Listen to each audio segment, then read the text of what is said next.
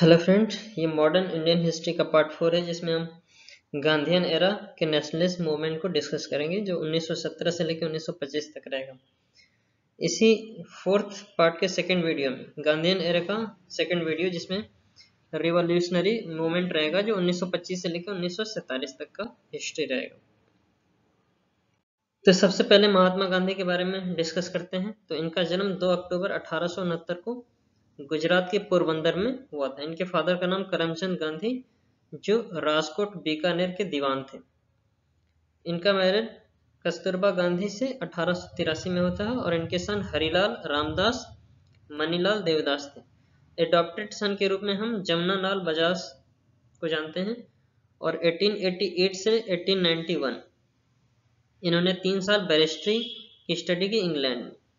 उसके बाद 1891 में इंडिया आते हैं और 1893 में साउथ अफ्रीका चले जाते हैं दादा अब्दुल्ला के केस में लड़ने के लिए।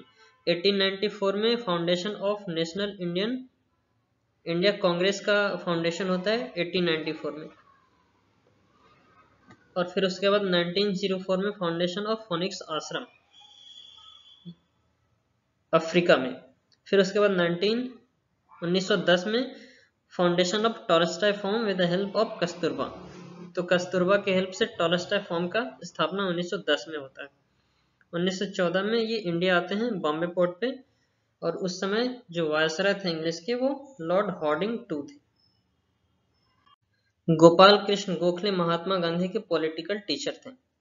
बापू का दर्जा जवाहरलाल नेहरू ने दिया था। महात्मा की उपाधि रविंद्रनाथ टैगोर ने महात्मा गांधी को दिया था। फादर ऑफ नेशन के सुभाष चंद्र बोस ने संबोधित किया था और विंस्टन चर्चिल ने महात्मा गांधी को हाफ नेकेड बैगर मतलब अर्धनंगा फकीर के नाम से पुकारा था। 1915 में ये अफ्रीका से इंडिया आते हैं और फिर उसके बाद 17 जुलाई 1917 को कूच आश्रम को शिफ्ट कर दिया जाता है साबरमती रिवर के किनारे। इनके द्वारा जो ऑटोबायोग्राफी है आत्मकथा माई एक्सपेरिमेंट विथ ट्रूथ है और इनके द्वारा बुक लिखी गई Hind Swaraj, my early life, the Bhagavad Gita and India of my dream. इनके द्वारा प्रकाशित की गई कुछ पत्रिकाएं हैं जैसे कि इंडियन ओपिनियन साउथ अफ्रीका में 1903 में, हरिजन 1932 में, यंग इंडिया वीकली 1909 में, नवजीवन वीकली 1929 में। नेशनलिस्ट मूवमेंट से पहले प्री गांधीयन एरा के कुछ मोस्ट इंपोर्टेंट मूवमेंट हैं जिसमें सबसे पहला all India Muslim league movement है जिसके फाउंडर सलीमुल्लाह खां और आगा खां जो 15 दिसंबर 1906 को ये मूवमेंट हुआ था। उसके बाद होम रूल लीग मूवमेंट जो 18 अप्रैल 1916 को होता है जिसके फाउंडर बाल गंगाधर तिलक थे। फिर उसके बाद all India home rule league movement जो 3 सितंबर 1916 को हुआ था जिसके फाउंडर एनी बेसेंट। उसके बाद लखनऊ पैक्ट 1916 में होता है जिसमें कांग्रेस और मुस्लिम लीग एक कॉमन प्लेटफॉर्म पे मिलते हैं। फिर उसके बाद नेशनलिस्ट मूवमेंट गांधीयन एरा की बात करते हैं जो 1914 से लेकर 1947 तक का है। तो इसमें सबसे पहले चंपारण सत्याग्रह 1917 में होता है और उसके बाद अहमदाबाद मिल स्ट्राइक या खेड़ा सत्याग्रह 1918 को होता है 18 में होता है। खिलाफत मूवमेंट 1918 और रॉलेट एक्ट और जालियांवाला बाग मैसाकर 1919 में होता है। नॉन कोऑपरेशन मूवमेंट 1920 में और चौरी चौरा इंसिडेंट 1922 में होता है। फिर उसके बाद स्वराज पार्टी की स्थापना होती है जिसमें सेल्फ रूल की बात की जाती है 1923 में। हिंदुस्तान रिपब्लिक एसोसिएशन 1924 में इसका गठन होता है और फिर उसके बाद काकोरी ट्रेन एक्शन 1925 में। फिर उसके बाद साइमन कमीशन आता है 1927 और बारदौली सत्याग्रह सरदार वल्लभ भाई पटेल के द्वारा 1928 में किया जाता है। सिविल डिसओबीडियंस मूवमेंट 1930 में और दांडी मार्च जो साबरमती से लेकर दांडी तक था 1931 में किया जाता है। राउंड टेबल कॉन्फ्रेंस जो 1930 से 31 और 32 3 साल तक चला था और फिर उसके बाद पूना पैक्ट 1932 में होता है। गांधी इरविन पैक्ट 1931 में और फिर उसके बाद क्रिप्स मिशन या अगस्त ऑफर या क्विट इंडिया मूवमेंट 1942 में होता है। फिर उसके बाद कैबिनेट मिशन 1946 में जो कॉन्स्टिट्यूएंट असेंबली की बात जिसमें की जाती है और लास्ट में इंडियन इंडिपेंडेंस एक्ट 1947। तो सबसे पहले गांधीयन एरा के पहले कुछ जो इंसिडेंट हैं उसके बारे में डिस्कस करते हैं। तो सबसे पहले पार्टीशन ऑफ बंगाल, जो 19 जुलाई 1905 को अनाउंस हुआ था और लॉर्ड कर्जन के वायसराय के नेतृत्व में 16 अक्टूबर 1905 को बंगाल विभाजन कर दिया गया, जिसमें दो प्रोविंसेस थे, वेस्ट बंगाल जिसे हम कोलकाता के नाम से जानते हैं और दूसरा ईस्ट बंगाल जिसे हम ढाका के नाम से जानते हैं।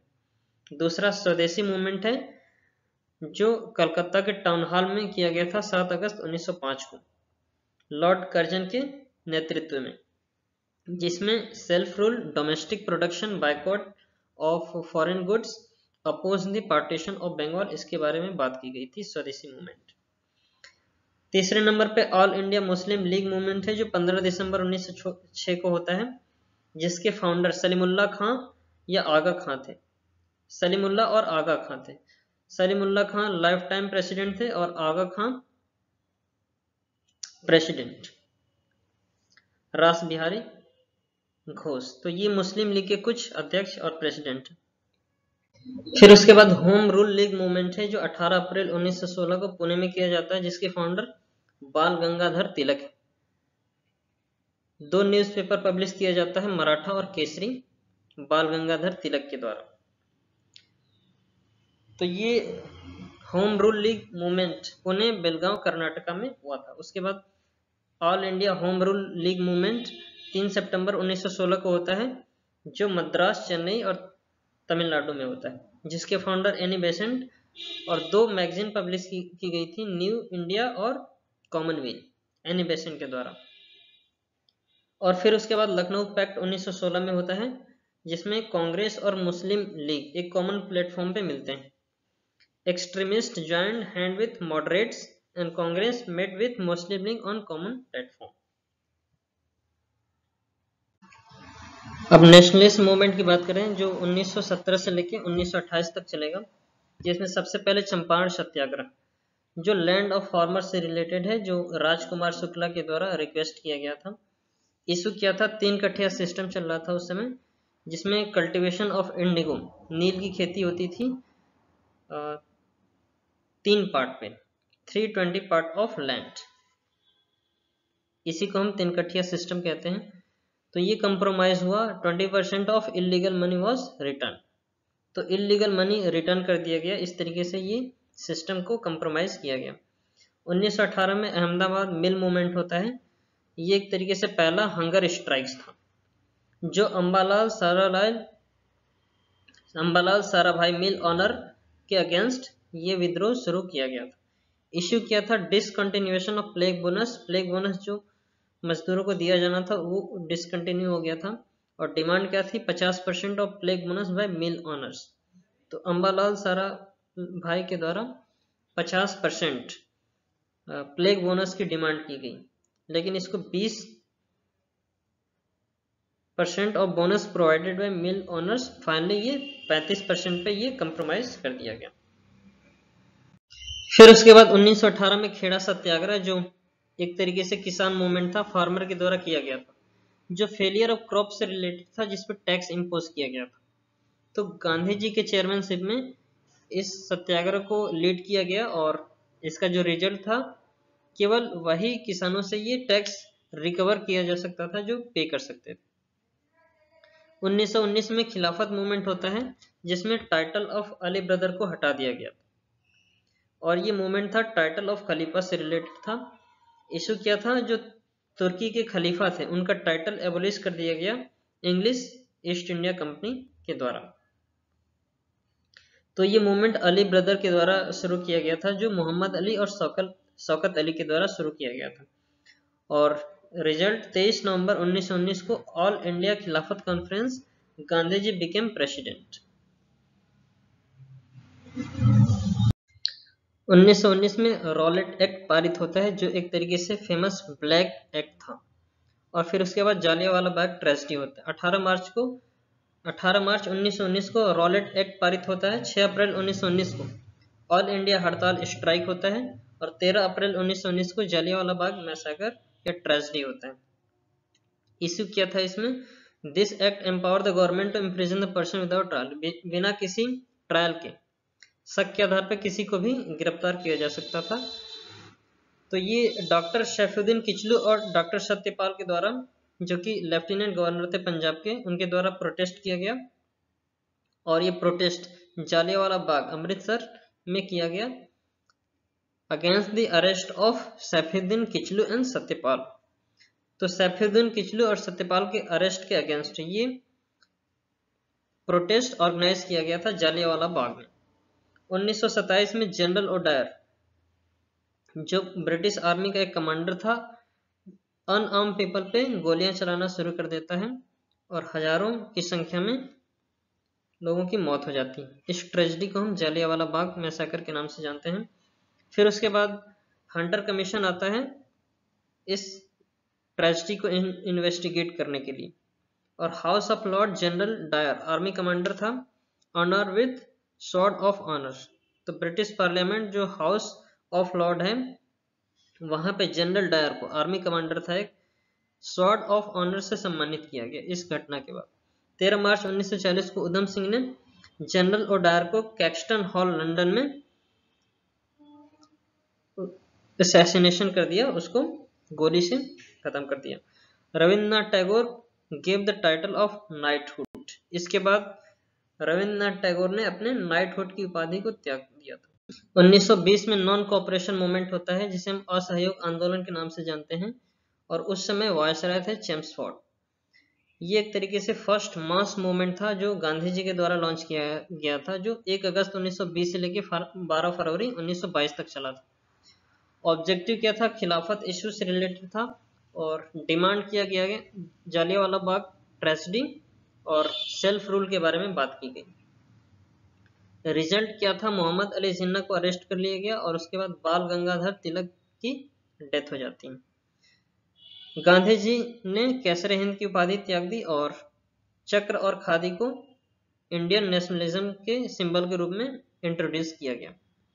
1922 में चौरी चौरा इंसिडेंट होता है गोरखपुर यूपी में। इशू क्या था? प्रोसेशन ऑफ भगवान अहिर। भगवान अहिर का जुलूस निकाला गया था 4 फरवरी 1922 को।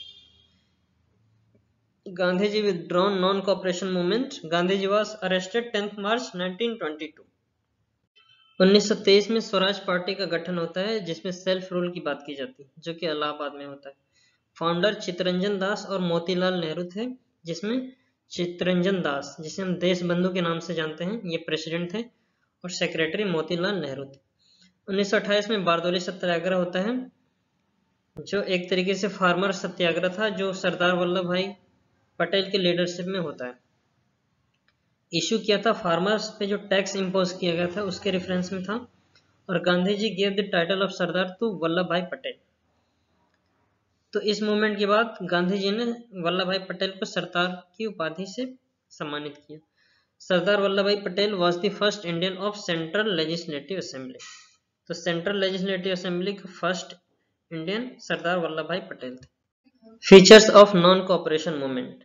तो सबसे पहले रेलिंक्विश टाइटल्स का एवोल्यूशन हुआ था, जैसे कि महात्मा गांधी ने कैसरे हिंद की उपाधि त्याग दी थी, और रविंद्रनाथ टैगोर ने नाइटहुड की उपाधि को त्याग दिया था। रिजाइन फ्रॉम गवर्नमेंट जॉब से रेजिग्नेशन शुरू हो गया था जो इंडियंस थे। फिर उसके बाद withdrew children from government aided school. जो गवर्नमेंट एडेड स्कूल थे, जो ब्रिटिश के द्वारा स्टैब्लिश किए गए थे, वहां से चिल्ड्रंस को विथड्रू कर हटा लिया गया। फिर उसके बाद boycott of foreign goods and use Indian made goods. Foreign goods का बाइकआउट किया गया और इंडियन गुड पे को यूज करने पे बल दिया गया। फिर उसके बाद not to serve British army, और ब्रिटिश आर्मी में सर्व करने के लिए मना कर दिया गया। तो ये कुछ फीचर्स हैं नॉन कोऑपरेशन मूवमेंट के। So this is all about in this video. Thanks for watching. Thank you so much.